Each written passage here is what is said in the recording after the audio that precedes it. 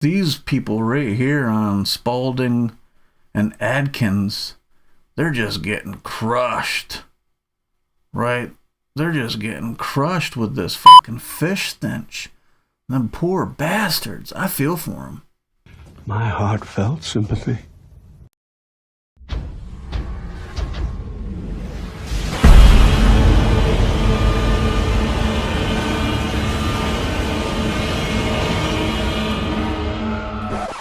What the fuck is up, internet?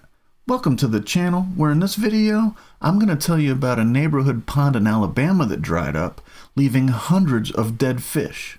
And now the entire neighborhood is pissed off because the smell of the dead fish is stanking up their homes.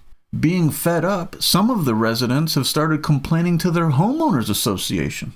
And I'm shocked because I've driven through Alabama and it didn't look to me like there was anyone around to manage the upkeep. Damn, okay.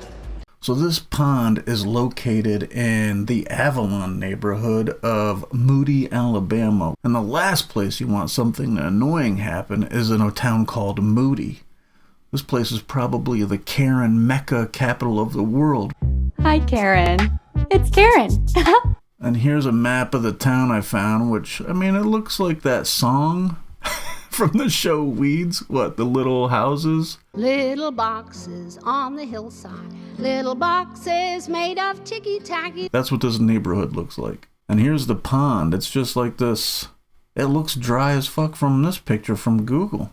So these people right here on Spalding and Adkins, they're just getting crushed, right?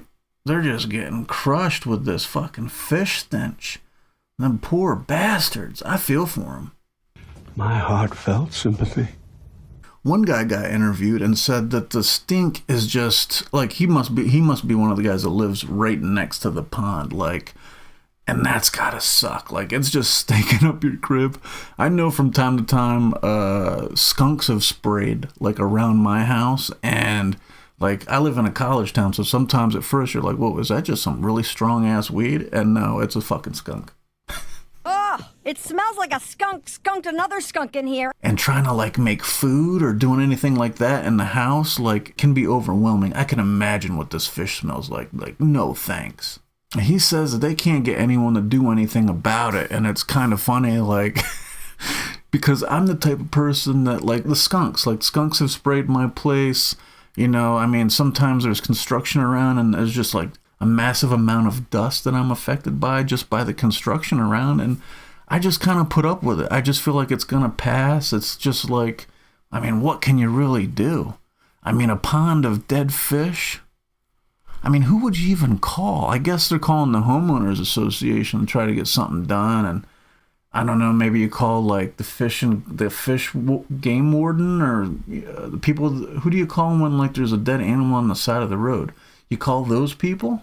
It just sounds like some Mother Nature type shit that's just like, I mean, we have houses, you know, we got air conditioning. Sometimes you just gotta put up with some fucking Mother Nature type shit. Ya burnt. The guy they interviewed went on to say, with it drying up, there's just been a ton of dead fish, and all of the fish is literally at my back door. The smell was getting bad in the neighborhood. Now it went from the neighborhood, and now it's inside the house. Hundreds of dead fish. Like, the pond dried up because it's probably hot as fuck wherever they're at. Alabama this time of year? That's gotta suck, dude. Like, because now these dead fish are just getting lambasted with whatever the heat was that dried up this lake or this pond. It's gotta be a nightmare. I grew up in PA where, I mean, drive through the countryside on a summer day, like, just pastures, just barns full of fucking cow shit. We call it fucking the country perfume. There's no real way to escape that either. I mean, although if you don't live right next to a barn, I guess it really doesn't affect you. So I guess it's a little different than having a pile of dead fish in your backyard. It stinks! Luckily, this guy they interviewed, he knows who to blame, right? So he goes on to say, our HOA, this is the same HOA where if you have a welcome sign at your front door, you'll get a $50 fine. Which this guy probably got a $50 fine at some point. So it's just very strict, and I feel like it's the HOA's responsibility to do that. To like take care of this fish. He thinks it's their responsibility, and they probably should be able to do something about it. I don't know anything about an HOA, so I don't know how any of that works. From the little bit of reading I did, it just sounds like it's like a group of people that take fees. They kind of just enforce rules. But I know why this guy's not showing his face or his name. He doesn't want... If he had to pay a $50 fine for a welcome sign, right? Like, wonder what they would fine him for fucking talking shit to the newspaper. He doesn't want any retaliation. I get being upset, but at the same time, like, getting rid of hundreds of dead fish probably isn't an easy thing to do. Like, there's probably some planning that has to go into it. And, like, you know, they're going to try to shop around and find the best deal. And, I mean, if it happened at this pond in this neighborhood, it's probably like a thing that's happening in a lot of different places, and there's probably only a handful of like specialized people that know how to remove hundreds of dead fish at a time. It's my specialty. This dude goes on to bitch about his HOA, saying, We pay the highest in HOA dues, and the rules here are so much stricter than they are anywhere else. I get having the rules keeping yards clean, not having trash cars in your driveway.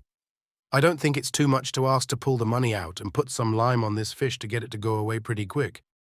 I get that this guy's upset about the fish, but I think he's definitely taken the opportunity to get this other stuff off his chest. Like, I feel like the fish have given him like an excuse to kind of go rogue, bitching about these fees he doesn't like and the rules that are too strict for this his HOA. But at the same time, it's like, dude, this is the shit you signed up for. It's not like they conned you into a contract.